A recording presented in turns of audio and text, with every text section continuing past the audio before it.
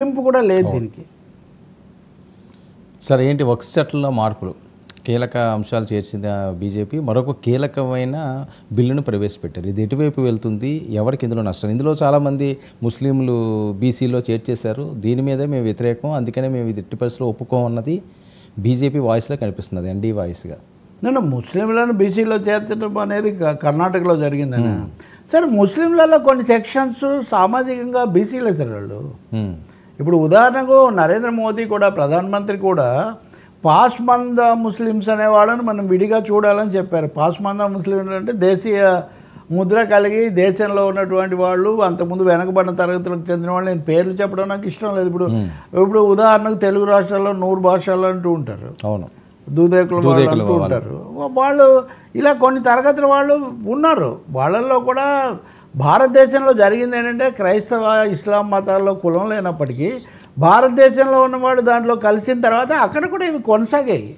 చెప్తూ ఉంటారు కదా, ఇప్పుడు అందరూ ఇప్పుడు సమానమే అంటే ఎక్కడ ఉండేవి అక్కడ ఉన్నాయి కొన్ని. మళ్ళీ మనం వెంకటేశ్వర స్వామి పాట పాడాలి, కోటికి పడగెత్తిన ధనవంతుడు నీ గుడి ముంగిట సామాన్యుడ. నీవే ఇతర చోట్ల కూడా ఉన్నాయి.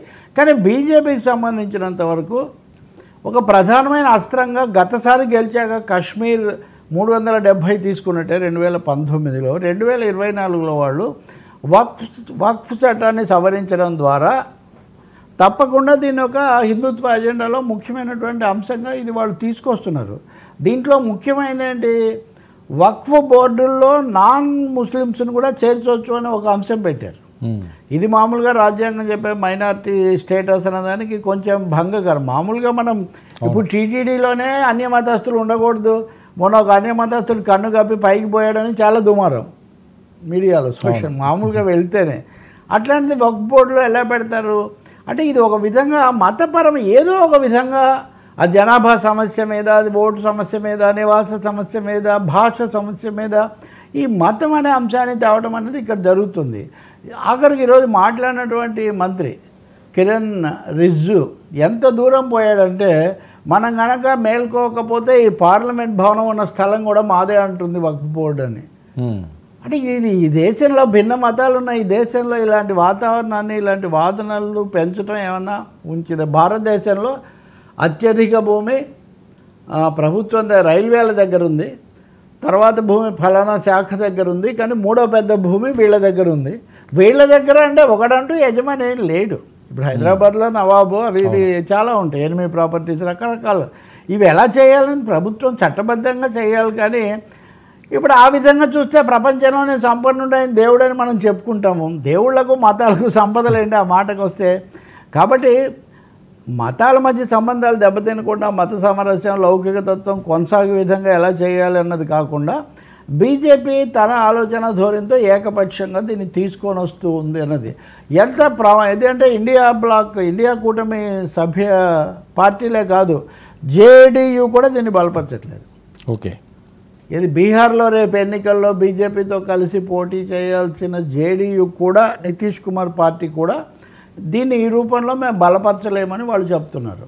తెలుగుదేశం బలపరుస్తుంది, వైసీపీ బీఆర్ఎస్ బలపరుస్తాయా లేదా అన్నది సందేహం. వాళ్ళు పూర్తిగా బలపరచట్లేదు.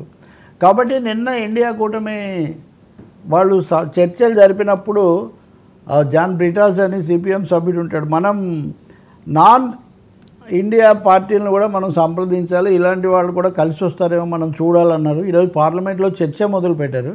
తీవ్రమైన భాషలో దాడి చేస్తూ ఉన్నారు. ఏమన్నాడంటే రిజ్జు, 2014 ఎన్నికలకు ముందు కాంగ్రెస్ పార్టీ 146 ఆస్తులను వక్ఫ్ బోర్డుకి ఇచ్చింది అని. అంటే కాంగ్రెస్ పార్టీని ముస్లింలను కలిపి మాట్లాడటం, తర్వాత ఇటు నుంచి హిందుత్వ అజెండా, దేశంలో ఒక కమ్యూనల్ డివైడ్ దిశలో ఈ బిల్లు చర్చ దారి తీస్తున్నట్టుగా మనకు స్పష్టంగా కనిపిస్తుంది. ఇప్పుడు కేరళలో ముస్లిమ్స్ ఎక్కువే ఉంటారు ఉదాహరణ, కానీ అక్కడ బీజేపీ ఉండదు. ఇప్పుడు కమ్యూనిస్ట్ పార్టీ ప్రభుత్వం ఉంటుంది, అంతకుముందు యూడిఎఫ్ ఉంది. కాబట్టి ఇది ఎక్కడికి తీసిపోతుంది అనేది ఒక పెద్ద ప్రశ్న. వీళ్ళకి బలం కూడా సరిపోతుందా? సొంతంగా బీజేపీకి బలం లేదు.